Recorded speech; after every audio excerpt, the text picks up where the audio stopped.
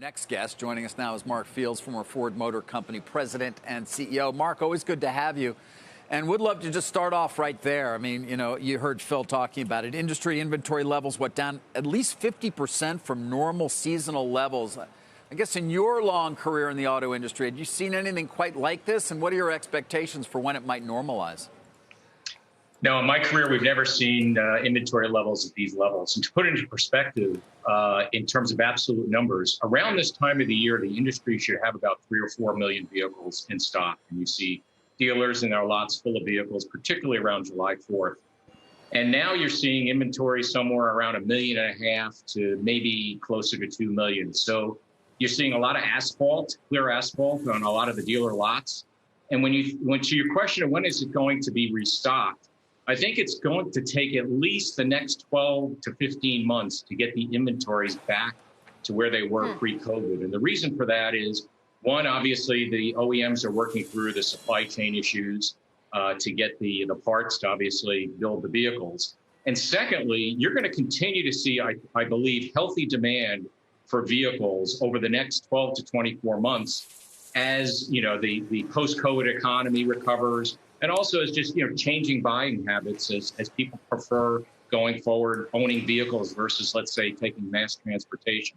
So it's going to take quite some time. It'll get better, marginally better in the second half and then into next year. But it's not going to be a buyer's market for quite some time. Yeah, well, to that point, average transaction prices in June seen as at over 40,000. I mean, is it going to go up from there, Mark, given the shortage of vehicles?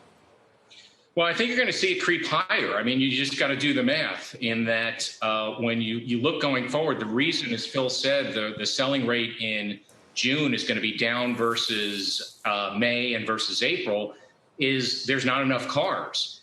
And so, what you're continuing to see is, manufacturers raise sticker prices, lower incentives.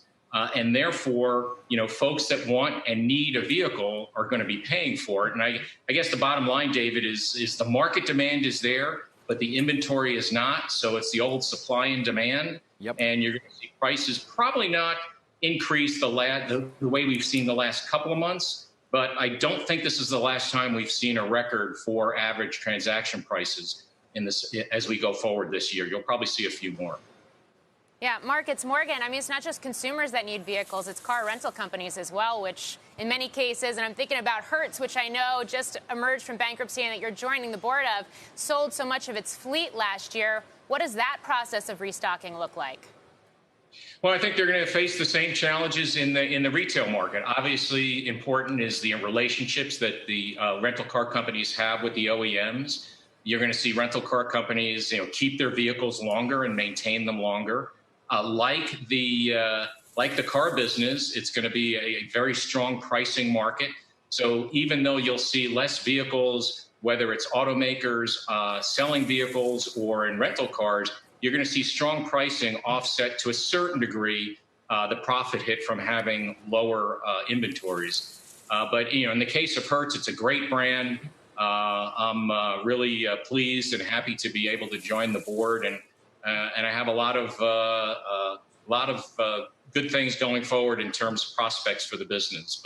But overall, every industry, rent-a-car, retail, government fleet, it's going to be tight. Shepard Smith here. Thanks for watching CNBC on YouTube.